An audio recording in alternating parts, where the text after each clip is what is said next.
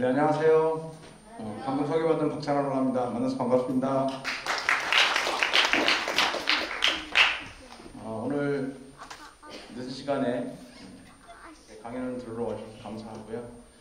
지금 오늘 초등학생들이 되게 많은 것 같은데 약간 내용이 어려울 수 있으니까 같이 오신 부모님들이 잘 설명을 더 해주시면 더 좋을 것 같습니다.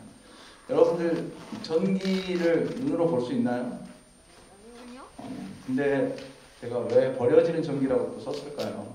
여러분들 지금 전기 잘 쓰고 계시죠? 우리나라는 전력망이 굉장히 좋아가지고 거의 버려지는 전기는 거의 없습니다. 정전도 많이 없죠. 그래서 그렇지만 우리나라가 이제 재생에너지라고 여러분들 태양광이나 풍력으로 전기를 만드는 시절이 올 건데 뭐 2030년에는 20% 목표고 2040년에는 뭐 40%가 목표긴 한데 그럴 경우에는 굉장히 이제 전력망이 불안해질 수 있고 그 전력망에서 전력망을 보호하기 위해서 전기를 이제 버리는 그런 상황이 벌어지게 됩니다. 지금 뭐 뒤에 설명할 때 이제 나오겠지만 그래서 그거를 저장하는 방법은 뭐 여러분들 저장하면 제일 쉽게 떠오르는 게 핸드폰 속에 있는 배터리라고 생각할 수 있습니다. 근데 배터리도 약간 문제가 있고 그래서 수소로 저장하는 거 그리고 수소를 전기로 만드는 활용하는 방법 오늘 여러분들한테 이야기하고자 합니다. 여러분 에너지라고 하실 때 제일 먼저 생각나는 건 태양입니다. 사실 여러분들이 지금 우리나라뿐만 아니라 전 세계에서 쓰고 있는 석유, 석탄, 뭐 천연가스 대부분 처음에는 이 태양으로부터 에너지가 와서 그 에너지가 고생돼 있었던 나무라든지 뭐 동물이라든지 플랑크톤 이런 것들이 다 묻혀서 땅에 묻혀가지고 석유, 석탄, 뭐 천연가스 돼서 우리가 지금 쓰고 있는 거죠. 그러니까 고생대로부터 만들어진 고생대, 중생대 아주 오래전 뭐 몇 억 년 전에 만들어진 에너지를 저희가 지금 쓰고 있는 겁니다. 땅 속에 파가지고 그렇게 돼서 뭐 모든 에너지 원천은 사실 이제 태양이다라고 생각하시면 될 것 같고요. 가장 이제 또 산불 이게 큰 에너지죠. 자연에서 발생할 수 있는 에너지고요.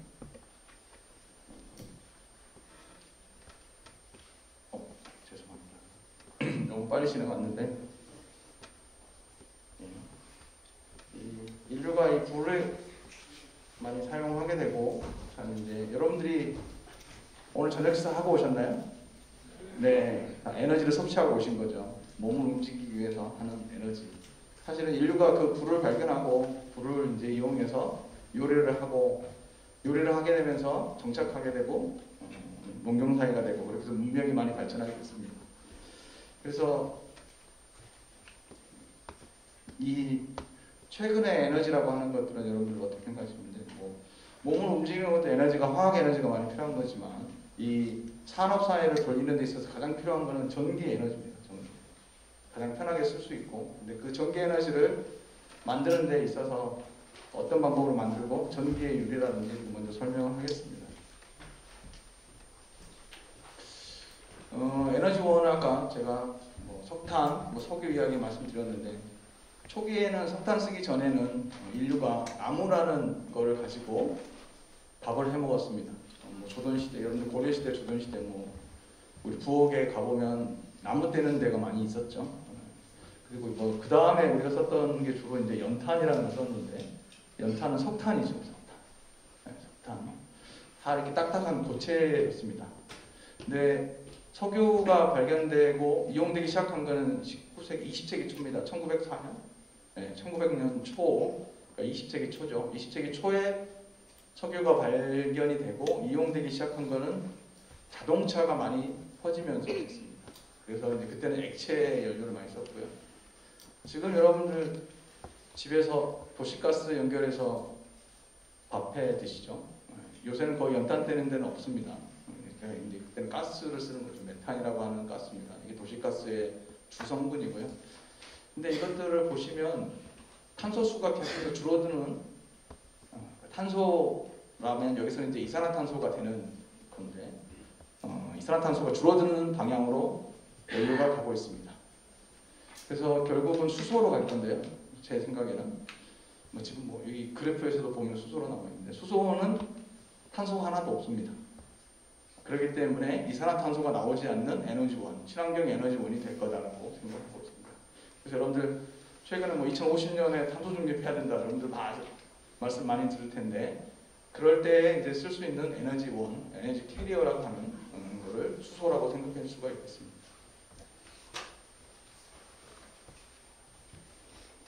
그래서 에너지원을 좀 나눠보면 우리가 이런 화석연료 대부분 비재생 에너지라고 합니다. 비재생 원이죠. 그러니까 사라지죠. 쓰면 사라지는 거고, 재생 가능한 건 자연에서 오는 것들은 대부분 재생이 가능합니다. 뭐 태양, 바람, 물, 지열은 우리나라에서 이용이 안 되니까 바이오연료도 재생이 되고요. 그리고 이거를 1차 에너지원, 2차 에너지원인데, 여기서 오늘 여러분들한테 전기하고 수소하고 관련된 걸 이야기하고자 합니다. 지금 여러분들 이제 전기만 주로 이제 많이 쓰시는 거로 생각하는데, 전기는 이런 석탄, 석유, 천연가스를 가지고 만들어진 2차 에너지원입니다. 이걸 보통 우리가 이제 에너지원이라고 말을 하고 에너지 캐리어라고도 이야기하고 있습니다. 여기 수소는 제가 여기다 놓은 이유는 1차 에너지로부터 만들어질 수도 있고, 이 재생 에너지로부터 만들어질 수도 있고, 비재생 에너지로부터 만들어질 수도 있습니다. 그래서 이제 중간적인 위치에 있고요. 여러 가지 방법으로 만들어지기 때문에 뭐 실제 여러분들 수소를 보신 적은 전혀 없을 텐데, 수소는 무색무취하고 전혀 주변에서 느끼지도 못합니다. 그런데 저가 여러 가지 색깔로 구별하는 경우도 생깁니다. 그건 이제 뒤에 한번 설명 더 드리겠습니다.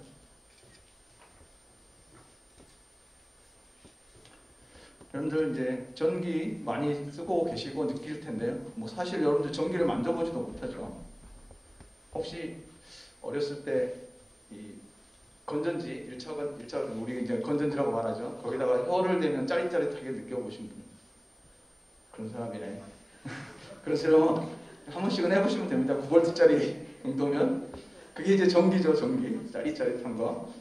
근데 이제 초기에 전기를 발견한 건 마찰 전기입니다. 여러분들 이제 혹시 문질러가지고 전기를 느끼셨는지 모르겠는데, 이게 그리스어 일렉트론이라고 하는 호박이라는 데서 얘기합니다. 호박을 여기 이제 고양이가 나와 있는데 털에다 문지르니까 이렇게 털이 일어서는 걸 봤어요. 그게 이제 저걸 이제 마찰 전기라고 합니다.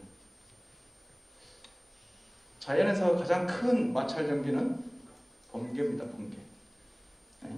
여러분들 벤자민 프랭클린 이야기 전기로 많이 읽으셨을 텐데, 사람이 열을 날려서 이제 이게 전기다라는 걸 증명했고요. 이렇게 보면 대전이 돼서 지표면에 있는 데랑 이렇게 정전기 방전되는 현상이 번개라고 보시면 되겠습니다. 이런 것들은 사실 우리가 담아서 쓸 수가 없죠. 이 정전기나 마찰 전기를 담아서 이제 뭔가 실험을 하려고 노력을 했는데, 이게 사실 되게 어렵습니다. 전기를 담는다는 건 어렵기 때문에. 근데 이제 키리케라고 하는 이 발명자가 만드는 사람은 여기서 직접 바로 마찰 전기를 만드는 장치를 만들었고요. 근데 이거는 뭐 실험할 때마다 이걸 계속 들고 다닐 수 없어서, 그 다음에 만들어진 게 사람들이 이제 캐패시터라고 하는 축전기로 해서 라이덴병이라고 해서 이 정전기나 마찰 전기를 담을 수 있는 병을 이렇게 만들었습니다. 그 뒤로 이제 전기에서 가장 많이 이해가 됐고요. 발전기를 이제 사람들이 전기를 어떻게 만들 수 있느냐 이런 걸 고민을 하다가 드디어 이제 발전기라는 걸 만듭니다. 이게 전기를 만드는 방법이죠. 패러데이 디스크라고 하는 거는 전자기 유도, 요거는 뒤에 동영상으로 제가 설명드리겠습니다. 들어보시면 돌아가면 전기랑 자기랑 왔다 갔다 하면서 이제 우리가 전기를 만들 수 있는데, 전자기 유도를 이용한 최초의 발전기가 패러데이 디스크고요. 그다음에 이 그람 발전기라고 하는 게 제가 한전 홈페이지에서 따왔는데요. 한국전력 홈페이지에서 1860년대 19세기에 이제 이런 공학자가 만든 그람 발전기라고 하는 게 지금 현재 쓰는 발전기의 원형적인 최초적인 실용적 발전기가 되겠습니다.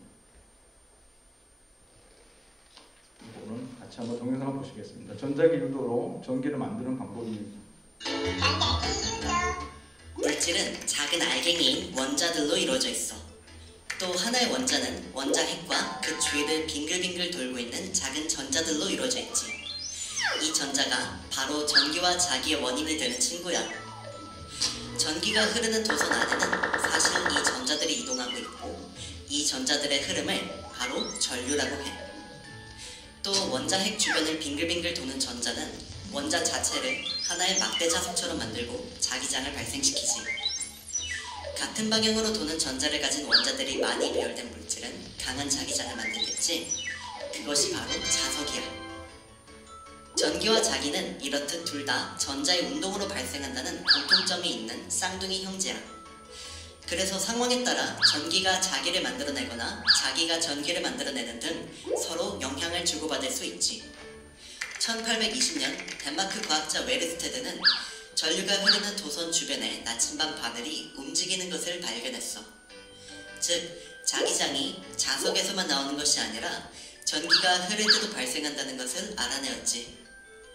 과학자들은 이러한 현상을 알고 나서 도선을 빙글빙글 감아 코일을 만들었어. 이것으로 항상 자기장을 띠는 연구자석과 달리 스위치를 켜서 전류가 흐를 때만 자성을 띠는 자석을 만들게 되었는데, 이게 바로 전자석이야. 전자석은 전류의 방향을 바꾸면 N극과 S극도 바뀌는 성질을 갖고 있어서 전동기나 자기부상 열차 등 실생활 속에서 아주 무궁무진하게 활용되고 있어. 그러면 자기가 전기를 만들어낼 수도 있을까? 응, 바로 1831년 영국 과학자 패러데이가 발견한 전자기 유도 현상이지. 오늘은 이 전자기 유도 현상에 대해서 더 자세히 배워볼 거야. 버스가 갑자기 멈출 때 몸이 앞으로 쏠려서 넘어질 뻔했던 기억이 있지? 우리 몸이 원래 버스와 함께 가던 상태를 유지하기 때문인데, 자연은 이렇게 급격한 변화를 싫어하고 외부의 변화가 있을 때 원래의 상태를 그대로 유지하려고 하는 성질이 있어. 패러데이는 전원장치를 연결하지 않은 코일을 향해 자석을 가까이 하거나 멀리에 뒀어. 그러자 코일에 전류가 흐르는 것을 발견하였는데, 근처에 있던 자석이 이동할 때 코일이 그 영향을 최소화하려고 스스로 전자석이 되기 때문이야. 자석이 다가오면 코일은 이 자석을 밀어내려고 하고, 자석이 멀어지면 가지 말라고 이 자석을 당기려고 하지. 만약 연구자석의 N극이 코일을 향해 다가오면 코일은 어떻게 해야 할까? 맞아, N극을 만들어서 밀어내야겠지. 반대로 연구자석의 N극이 멀어지면 코일은 어떤 극을 만들어야 할까? 잘했어, S극을 만들어서 이 자석을 당길 거야. 전자석은 코일을 오른손으로 감아지는 방향으로 전류가 흐를 때 엄지 방향에 N극이 생겨. 이 원리를 거꾸로 이용하면 자석이 움직일 때 전류가 흐르는 방향도 예측할 수 있겠지? 이렇게 코일이 스스로 전자석이 된다는 것은 건전지와 같은 전원장치 없이 코일 내부에서 전기가 발생한다는 거야. 검유계는 회로에 전류가 흐르는지 검사하는 장치인데, 이 검유계를 통해 자석이 움직일 때마다 코일에 전류가 흐르는 걸 확인할 수 있지? 이 전류는 자석과의 상호작용으로 코일에 유도되는 전류라고 해서 유도전류라고 해. 이번에는 검유계 대신 회로에 다른 장치를 연결해볼까? 전구를 연결하면 자석이 움직일 때마다 전구에 불이 켜지겠지? 우리는 이렇게 코일에 유도된 전류를 직접 이용까지 할 수 있어. 이렇게 자기장의 변화가 코일에 전류를 유도하는 현상, 이 현상을 전자기 유도 현상이라고 해. 자석과 코일을 이용하면 움직임만으로 전기를 만들 수 있다는 간단한 원리 덕분에 전자기 유도는 실생활에서도 많이 응용되고 있어. 대표적인 예시로는 바로 풍력발전기와 발광 킥보드가 있지. 회전하는 운동에너지가 전기에너지로 전환되면서 발전을 하는 원리로 모두 내부에 코일과 자석이 있어. 또 우리가 노래할 때 쓰는 마이크도 전자기 유도가 쓰이는데, 노래를 할 때 진동판에 붙어있는 코일이 움직이면서 발생한 유도 전류를 이용하는 원리야. 이 밖의 예시로 스마트폰의 무선 충전 기능과 가스 없이 전기로 냄비를 가열하는 인덕션도 있어. 오늘은 함께 전자기 유도에 대해서 알아봤는데, 원리가 간단하지만 우리 생활 곳곳에 숨어서 도움을 주고 있었다니 정말 대단하지? 나는 이 강의를 지금까지 재밌게 들어준 니네들이 더 고맙고 대단해. 짝짝짝. 그럼 다음 시간에 또 만나자. 안녕. 찡긋. 네, 상당히 쉽게 설명을 했는데요. 네, 이게 보면 관성이라는 거, 그러니까 자기가 뭔가 지키려고 하는 그런 관성을 이용해서 자기장이 움직이면 전류가 생긴다라는 걸로 전기를 만들 수 있습니다. 그래서 실제 현대의 대부분 발전기는 어떻게 어떻게 보면 중심에 자석이 있고 바깥에는 전류 코일이 있는 그런 이렇게 동그랗게 만들어져 있습니다. 그래서 여러분들 발전기라든지 모터라든지 이런 거 보시면은 그렇게 형성이 되어 있는 걸 알 수 있습니다. 그래서 전류 여기 맨 마지막 이 터빈이라고 하는 게 전기를 만들어내는 부분인데요. 돌아가게 되어 있습니다. 아까 보면 이제 풍력 발전에서도 바람개비가 돌아가면 이렇게 코일에 전류가 발생해서 전류 만드는 것처럼 이 전기 현대식에서 이제 화석 연료를 이용하는 화력 발전인데요. 이 석탄이나 석유를 떼가지고 불을 가지고 온도를 올려서 물을 증기화시켜서 터빈을 돌리는 게 대부분의 발전 원리입니다. 이러한 거를 또 이용하는 게 원자력 발전이기도 하죠. 원자력 발전이 원자력을 바로 이용해서 전기를 만드는 게 아니고요. 원자력에서 나오는 열을 이용해서 물을 끓여가지고 물을 증기화시켜서 만드는 겁니다. 근데 요 안에 있는 이 발전 원자로가 붕괴되는 이런 핵 분열이 속도를 조절해야지만이 우리가 원하는 대로 되고 속도를 조절 못하면 여러분들 영화에 많이 보시는 핵폭발이 일어나는 거죠. 그래서 안전하게 만들기 위해서 이런 제어봉이라는 것도 있고 그래서 연료를 가지고 나오는 열을 가지고 증기로 만들어서 다시 터빈을 돌리는 것을 원자력 발전이라고 합니다. 여기에서는 사실은 이제 이산화탄소가 발생하지 않죠. 근데 조금 전에 보여드렸던 화력 발전에서는 연소 반응을 통해서 많은 이산화탄소가 나오게 됩니다. 그래서 사람들이 이산화탄소를 안 나오는 방법으로 계속해서 전기를 만들려고 하는데 가장 쉬운 거는 이런 수력 발전입니다. 여러분들 이제 뭐 옛날에 방앗간, 물레방아 이런 걸로 전기를 만들듯이 물을 이용해서 높은 데서 낮은 데로 흘리는 이 위치 에너지 사이로 이걸 에너지를 만들어서 발전하는 게 수력 발전이고요. 그 다음에 이산화탄소가 안 나오는 방법이 아까 보여드렸던 풍력 발전. 이건 대관령 위에 있는 풍력 발전인데요. 보면 이 블레이드 날개가 돌아가면서 안에 있는 발전기를 돌려가지고 전기를 만드는 방법입니다. 근데 여기까지는 전기가 이렇게 돌아가면서 나오니까 교류라는 전기가 만들어지고요. 최근에 여러분들이 이제 주변에 많이 보시는 거 이게 옥상이라든지 주차장 위에 있는데 까맣게 보이는 환들을 많이 보실 텐데 이게 태양광 발전을 하는 겁니다. 이걸 이제 태양전지 모듈이라고 이야기하고 있는데요. 이게 태양이 직접 오면 이 안에서 전기를 만들어냅니다. 그래서 빛 에너지를 전기로 직접 변환시키는 거라고 되어 있고 전력 변환기 왜 필요하냐면 이 태양광에서 오는 거는 직접 태양 빛 에너지를 전기로 바로 바꾸면 DC라고 하는 다이렉트 커런트, 직류라고 하는 게 생깁니다. 근데 우리 지금 쓰는 전력망들은 대부분 다 교류를 쓰는 걸로 되어 있기 때문에 직류를 교류로 바꿔주는 이런 변환기가 필요하게 됩니다. 그래서 이 한국전력공사의 이 전력망에다가 전기를 넣으려면 교류로 넣어야 되기 때문에 태양광에서 나온 전기를 교류로 바꿔서 한국전력공사 전력망에다가 넣게 됩니다. 근데 이런 것들은 재생에너지라고 우리가 이야기를 하는데 만들어지는 게 일정하지 않습니다. 당연히 그럴 수밖에 없겠죠. 날씨에 굉장히 의존하겠죠. 특히 태양광 발전에 보면 여름하고 겨울하고 어마어마한 차이가 납니다. 이게 우리나라의 지금 발전을 그려놓은 건데요. 전기량이 변동성이 굉장히 크고 특히 여름이나 겨울 그리고 하루를 따져봐도 태양광은 떠있는 시간밖에 안 나오니까 평균 한 4시간 정도밖에 안 된다고 합니다. 그렇게 되면 만약에 태양광만 있다라고 생각하면 하루에 4시간 만들어가지고 그 전기를 바로바로 써야 되는 거죠. 근데 이제 그렇게 되면 4시간 안에 우리가 다 쓸 수 있는 전기가 그냥 다 소모하면 좋겠지만 소모 못하는 전기도 생길 거고 남게 되는 그런 역할도 생기게 됩니다. 그래서 사용되는 전기보다 이제 많은 전기가 만들어질 때 이 망을 보호하기 위해서 전기를 보내는 망을 보호하기 위해서는 출력 제한이라는 조치를 하게 됩니다. 그러면은 전기가 버려지게 되는 거죠.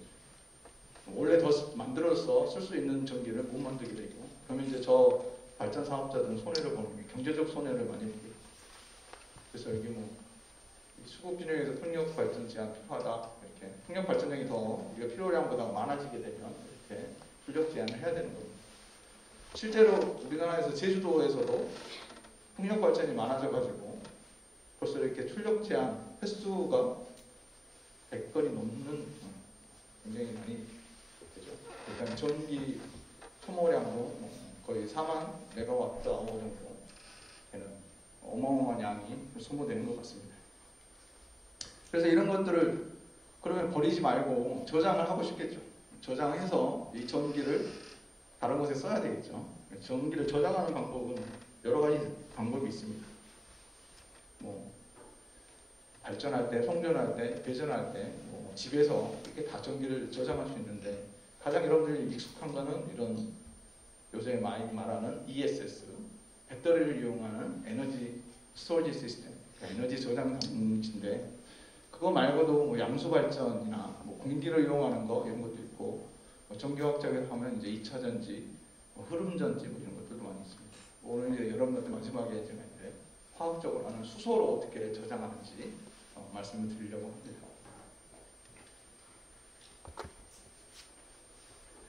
양수 발전은 기계적인 방법인데요. 저수지가 두 개가 있습니다. 하나는 낮은 저수, 그러니까 낮은 쪽에 있고 높은 쪽에 있는데 전기가 남아 돌 때 밑에 있는 물을 위로 올려가지고 저장하고 전기가 필요할 때는 이렇게 내려오는. 그러나 초등학교 전과에 나오는 걸 제가 그림을 가져온 겁니다. 여러분 보시면은 값싼 전력을 이용해서 올리고 다시 이제 비싼 전기가 필요할 때는 내리고 되는 게 양수 발전이라고 보시면 돼요.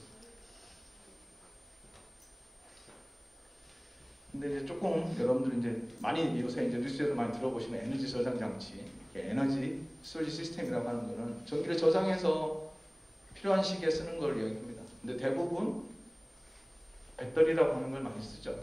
여러분들 핸드폰 속에 들어있는 배터리하고 똑같습니다. 구성은. 근데 이제 여기는 굉장히 크게 만들어진 거고요. 여러분들 손에 들고 다니는 건 조그맣고 전력 변환 장치도 이제 뭐 여러 가지 뭐 교류라든지 직류라든지 아니면 전압이라든지 이런 거 맞추기 위해서 필요한 건데 그 버려지는 전기를 배터리에 저장했다가 쓰는 장치를 대부분 이 대표적으로 우리가 ESS라고 얘기합니다. 근데 이제 문제는 여러분들 화재 이야기 많이 들으셨을 겁니다. 최근에 판교에 화재 난 것도 배터리에서 시작됐다고 지금 굉장히 뉴스가 많이 나오고 있습니다. 우리 카카오톡 다 녹음돼가지고 주말에 힘들었죠. 그게 배터리에서 시작됐다고 하는데 배터리는 좀 잘못하면 충전을 너무 많이 하게 되면 불이 납니다.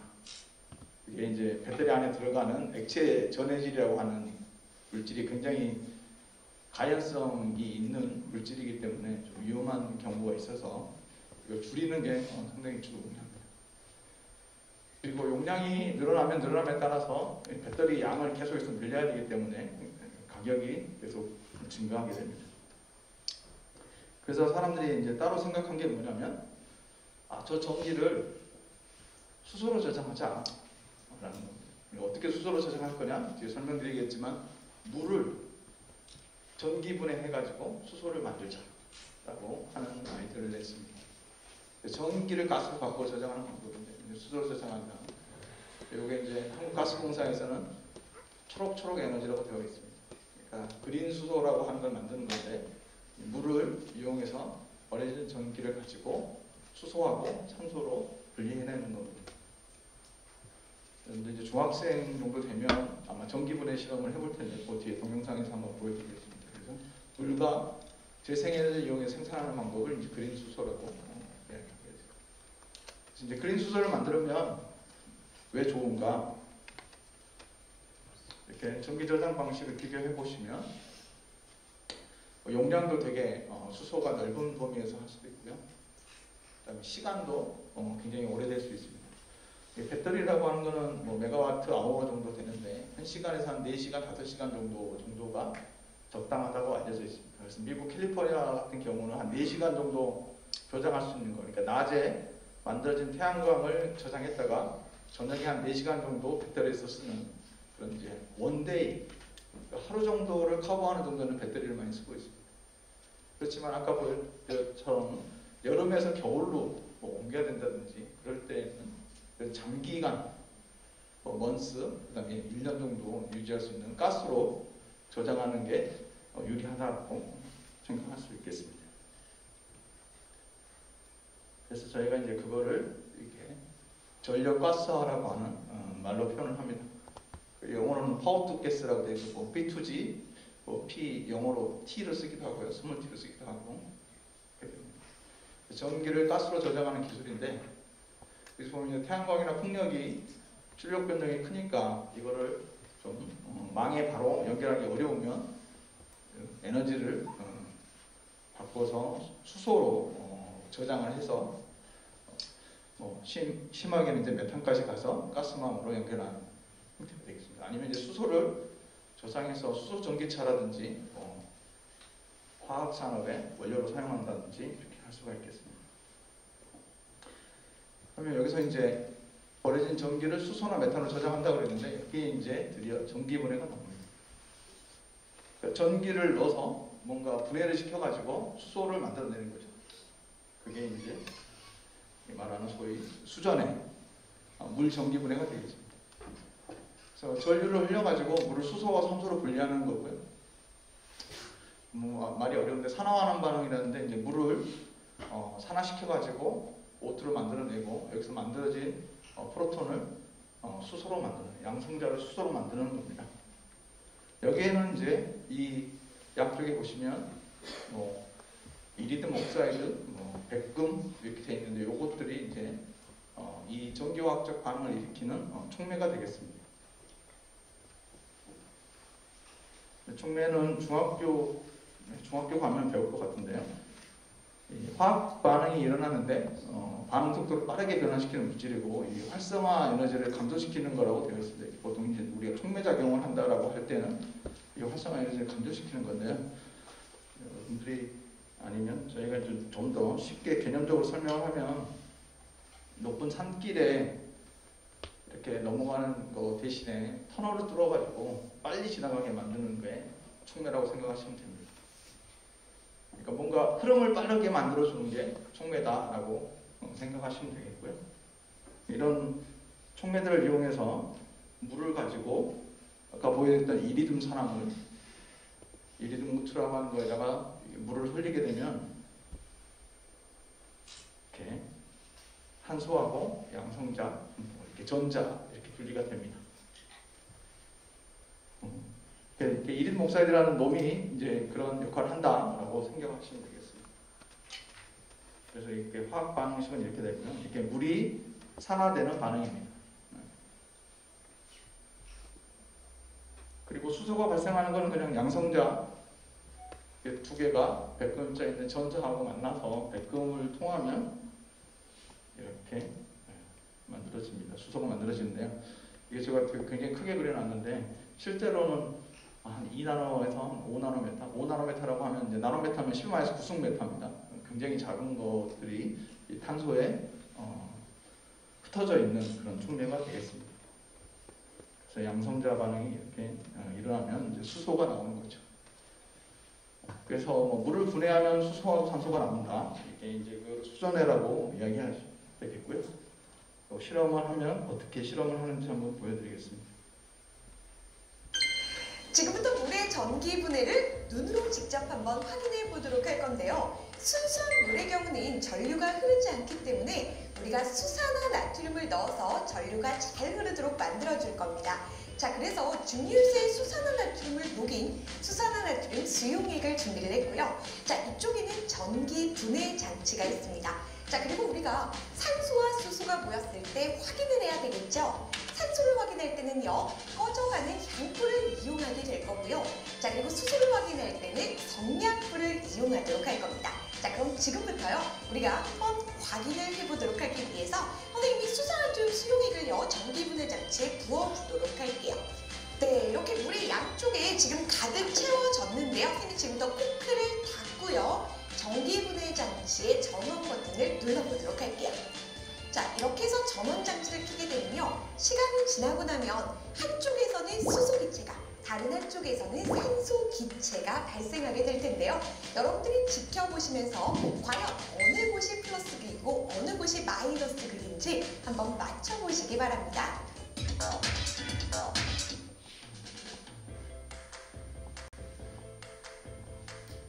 물에 전기분해 장치를 설치하고요. 6시간 정도가 흘렀습니다. 자, 지금 보시는 것처럼요. 물이 있던 자리에는 기체들이 모여 있는데요. 여기서 잠깐 과연 어느 쪽이 플러스 극, 어느 쪽이 마이너스 극일까요? 자, 아마 다들 예상하셨을 텐데요. 자, 지금 보시는 것처럼 기체의 부피비가 왼쪽과 오른쪽이 2대1의 부피비인 걸로 봐서요. 왼쪽에서는 수소 기체가 그리고 오른쪽에서는 산소 기체가 모여 있는 상태입니다. 자, 이 둘의 경우는요, 물에 녹지 않는 기체이기 때문에 물이 있던 자리에 채워질 수 있었던 것이고요. 또 한 가지, 수소가 발생한 쪽이 마이너스 극, 산소가 발생한 쪽이 플러스 극임을 알 수 있습니다. 자, 그런데 수소와 산소는 공통적으로요, 무색 무취의 기체입니다. 정말 물이 분해되어서 수소와 산소가 생성이 된 것이 맞는지 우리는 지금부터 확인을 해볼 텐데요. 눈 동그랗게 뜨시고 잘 지켜보시기 바랄게요. 우리는 먼저 오른쪽에 보인 산소 기체를 확인해 보도록 할 건데요. 선생님의 경우는 불씨만 남은 향불을 산소 기체에 가져가게 될 겁니다. 자, 그리고 콕을 열면 산소 기체가 빠져나오면서 불씨가 다시 살아나게 될 텐데요. 자, 우리 눈으로 잘 보이지 않기 때문에 선생님이 지금부터 불을 끄고 한번 보여드릴게요.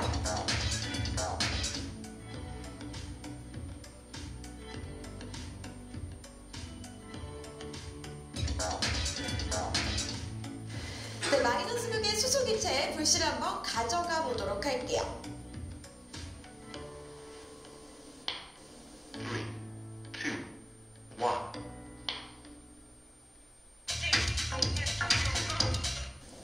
여러분 잘 보셨나요? 플러스 극에서는 산소 기체가 발생했는데요. 불씨만 남은 향불을 가져가면 향불이 다시 타올랐습니다.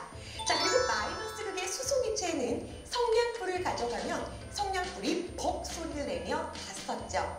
자, 이렇게 물이 전기분해에 의해서 수소와 산소로 나누어진다는 것은 물은 원소가 아니라는 것을 알 수 있다는 결론까지 정확하게 기억해 둘게요.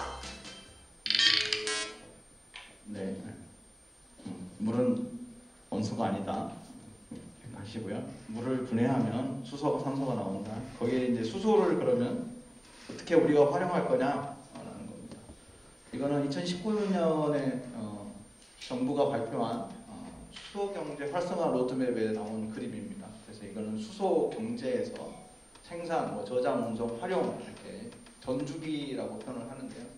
오늘 제가 조금 전까지 설명해드린 거는 이제 태양광 풍력, 수력을 이용한 전기를 가지고 만들어진 수소, 이걸 수전의 수소라고 하는데 아까 보면 초록초록이라서 그린 수소라고 이야기했죠. 그렇지만 현재는 이 추출 수소라고 하는 천연가스, 그러니까 집에 쓰는 도시가스와 똑같은 성분의 천연가스를 이용해서 만들어진 수소를 추출해서 씁니다. 근데 이때는 이산화탄소가 나옵니다. 그래서 저거를 이제 그레이 수소라고 표현을 하고 있고요. 그레이 수소에서 만들어지면 이 나오는 이산화탄소가 있는데 그 이산화탄소를 잡아서 딴 데다 쓰겠다라고 하면 이제 그게 우리가 소위 말하는 블루 수소가 됩니다. 그래서 우리나라에서는 지금 블루 수소하고 그린 수소를 청정 수소라고 해서 그 청정 수소를 이용해서 어떻게 활용할 거냐. 특히 이제 뭐 전기하는 데는 발전, 분산 발전을 하는 거고요. 수소 전기차, 수소 트럭, 수소 버스 이런 데다가 이용하겠다라고 이야기를 하고 있습니다. 현재는 우리나라는 요 수소 활용 분야에서는 꽤 많이 발전이 돼 있어서 세계 시장에서 1등도 하고요. 수출도 많이 하고 있고 그렇습니다. 그렇지만 아직 이 부분, 생산 부분에 있어서는 아직도 많은 연구나 개발이 필요하다고 보입니다. 그래서 이제 수소를 이용해서 활용하는 것은 대부분 연료전지가 됩니다. 그래서 석탄 시대를 열었던 게 전기기관이라고 하면, 그리고 석유하고 많이 발전했던 게 내연기관이고, 그 다음에 수소가 이용되게 할 때는 연료전지라는 것을 이용하게 될 거다라고 생각을 하고 있습니다. 수전해하고 연료전지는 서로 가역 반응이고 반대 반응이라고 생각하시면 됩니다. 그 수전해에서는 전기를 이용해서 수소 산소를 만드는 건데 연료전지는 수소를 연료로 해서 산소하고 반응시켜서 전기를 만드는 장치입니다. 그래서 여기 보시면 수전에는 전기를 넣어주는 거고요. 그렇게 되면 이제 여기가 산소가 나오는 건데 연료전지는 수소를 집어넣으면 전자가 나와서 이동을 하면서 일을 하게 됩니다. 이걸 우리가 이동해서 전기로 쓰는 거고요. 그 다음에 이 반대쪽에서는 이제 산소가 들어와서 물이 만들어지는 그런 역할입니다. 서로 반대 반응을 일으킵니다. 그래서 연료전지는 역사가 1939년에 처음으로 원리가 이렇게 발견이 됐고요. 황산 용액에다가 백금 전극인데 여기 이제 산소, 수소, 산소, 수소를 넣습니다. 산소하고 수소가 쭉 연결돼서 이 전선을 여기에 넣었더니 물이 전기불이 되는 걸 보여줬습니다. 그래서 저렇게 하면 전기가 만들어지는구나 라고 이야기했고 이거를 처음에는 가스 배터리라고 했습니다. 이게 산소하고 수소로만 전기가 나온다고 해서 가스 배터리라고 했는데 이 원리가 발표된 뒤 한 50년 뒤에 이제 연료전지라고 하는 걸 얻었습니다. 그래서 1889년에 이제 퓨얼셀이라고 하는 걸로 만들어졌고요. 실제로 이런 기술들은 제일 먼저 적용됐던 거는 우주선, 나사에서 많이 이용을 했고요. 그리고 그런 기술들이 내려와서 2009년에 이제 일본에서는 가정용 보일러를 대체하기 위한 가정용 연료전지 시스템이 나왔고 우리나라에서는 2013년에 이제 현대자동차가 투싼이라고 하는 모델에다가 연료전지 시스템을 넣어서 수소 전기차를 최초로 양산을 했습니다. 그때 양산 규모가 1년에 1000대 정도 만드는 거였어요. 되게 작죠. 너무. 근데 지금도 아마 1년에 10,000대 정도 못 만들 겁니다. 파는 게 한 20,000대 정도 판다고 되어 있고요. 그리고 2018년에는 평창올림픽 때 넥소라고 하는 이제 수소 전기차 전용 모델이 나왔고요. 이게 이제 2세대 넥소라고 되어 있습니다. 네, 일본에서도 도요타에서 이제 미라이라고 하는 거를 2014년에 냈고요. 사실 원래 2020년에 동경올림픽을 했으면 그때 발표하려고 했는데 동경올림픽이 21년으로 연기돼서 21년에 이제 미라이2를 발표했습니다. 미라이라고 하는 거는 일본 말인데 일본 말, 우리나라 말은 미래라는 뜻입니다. 그래서 100년을 내다보고 만든 미래의 차다라고 해서 도요타에서는 미라이라고 이름을 지었습니다. 그리고 2020년에는 현대에서 세계 최초로 요 수소 전기 트럭을 만들어서 스위스에 수출을 했습니다. 연료 종류는 여러 가지가 있다 정도만 아시면 되고 여기 수송용에 많이 쓰이는 거는 이 고분자 전해질막 연료전지 PMFC고 발전용에 많이 쓰이는 거는 인산염, 용융탄산염, 고체산화물 이렇게 연료전지가 있다라고 보시면 되겠습니다. 그래서 이렇게 응용 분야를 보시면 휴대용, 정치용, 발전용, 수송용 크게 나눌 수 있는데 가장 이제 지금 현재 산업이 많이 크게 벌어지고 있는 것은 이런 발전용하고 수송용이 되겠습니다. 그래서 제가 몇 가지 보여드리고 강연을 마무리하도록 하겠습니다. 수소전기차는 자동차 엔진 대신에 연료전지 시스템을 전기 발전 시스템으로 쓰고 있습니다. 그래서 사실은 이게 모터를 이용하는 건 똑같습니다. 배터리 전기차하고. 근데 이제 전기를 차에서 만들어서 쓰느냐, 외부에서 만들어진 전기를 저장해서 쓰느냐, 그 두 가지 차이가 있습니다. 그래서 이렇게 열어보시면 자동차 엔진하고 거의 똑같습니다. 사이즈도. 그래서 연료전지 시스템이 전기를 만드는 장치이긴 한데 연료전지 엔진하고 비슷하게 생겼다라고 보시면 되겠고요. 그래서 전기를 어떻게 만드느냐, 이 차 안에 있는 수소 저장 탱크가 있습니다. 이거 이제 연료 탱크하고 똑같다고 보시면 됩니다. 이거를 3개가 있는데 700기압의 수소를 넣어가지고 그래서 엔진에다가 연료전지 시스템에서 수소를 넣고 외부에서 공기를 빨아들여서 전기를 만들어서 모터로 돌립니다. 이렇게 되어 있고요. 수소전기 트럭은 2020년에 수출했다고 말씀드렸고 25년까지는 1,600대 정도 예상을 하고 있습니다. 지금까지 수출한 뒤로 스위스에서 한 대가 제일 많이 뛴 거는 18만 킬로 뛰었고요. 전체 나간 트럭이 한 360만 킬로를 뛰었다고 합니다. 그래서 2268톤의 이산화탄소를 저감했다라고 신문 기사에 나옵니다. 나타났고요. 연료전 시스템은 아까 말씀드렸던 넥소에 들어가는 시대 2개를 연결해가지고 이용을 하고 있습니다. 한번 충전하면 한 400km 이상을 간다라고 써요. 근데 중요한 거는 이 연료전 시스템만 있어도 되는 건 아니고 이렇게 배터리하고 이렇게 하이브리드를 해서 운전을 해야 된다는 게 중요한 포인트가 되겠고요. 뭐 전기버스도 이렇습니다. 국내에서 한 100여 대 있는데 광주에 6대 정도 있습니다. 혹시 보셨을지 모르겠어요. 퓨얼셀이라고 크게 써도 됩니다. 네. 일렉시티에 배터리 버스가 있고 그다음에 퓨얼셀 버스가 있습니다. 여기 뒤쪽에 월출동이라고 하는데 가면은 수소 충전소도 있습니다. 버스 전용 수소 충전소도 있습니다. 이것도 마찬가지로 시스템이 똑같은데 85km 주행하면 100km 정도의 공기를 정화한다고 봅니다. 공기 정화를 왜 이야기하냐면 미세먼지를 제거하는 역할을 많이 합니다. 그리고 모듈은 아까 트럭에 썼던 거랑 똑같이 2대 넥소가 2개가 연결되어 있고요. 그리고 여기 탱크는 위쪽에 이게 있습니다. 5개가 있다고 되어 있고 여기도 배터리 비슷하게 되어 있고요. 그래서 이제 구조만 좀 다를 뿐이지 구성은 똑같습니다. 여러분들 드론 많이 들으시죠? 배터리로 하면 드론은 20분 정도밖에 못 나릅니다. 근데 이 수소를 쓰게 되면 2시간 이상 나옵니다. 네, 그래서 굉장히 두산 모빌리티 이노베이션에서 한 3년 전부터 만들어서 뭐 2020년에는 마스크 전달하는 역할도 하고 최근에는 뭐 이렇게 피자 배달하는 것도 많이 하고 있고 그렇습니다. 그리고 이제 아까 연료전 발전인데 광주에 하나 있죠. 빛고울 연료전 발전소 8월달에 완공이 됐고요. 그래서 뭐 여기 보시면 33,000가구 정도의 전기를 보급할 수 있는 크기라고 되어 있습니다.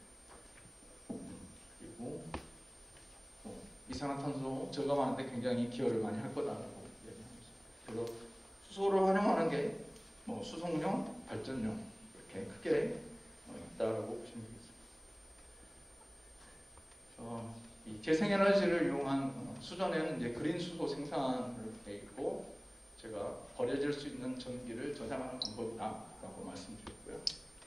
연료전지는 친환경 고효율 발전 장치로 앞으로 이 수소 경제 시대 그리고 특히 탄소 중립 사회에 기여할 거다. 그렇게 되면 어떤 일이 벌어지냐면 우리가 물로부터 수소를 만들고 수소를 이용해서 물이 만들어지는 이렇게 물 사이클 아니면 뭐 청정수소 사이클이라고 말할 수가 있겠습니다. 이런 것들이 생기는데 이 수소를 만드는 방법이 오늘 제가 말씀드린 건 재생에너지 전기분해만 말씀드렸는데 앞으로는 화학분해라든지 뭐 광전기셀, 그러니까 태양을 직접 이용하는 것들도 많이 연구가 되고 있고 여러분들이 연구자가 돼 있을 때 아니면 성인이 되면 이런 방법들이 많이 쓰여서 수소를 이렇게 이산화탄소 발생 없이 만들어지는 사회가 될 거라고 보고 있습니다. 네, 경청해 주셔서 감사합니다.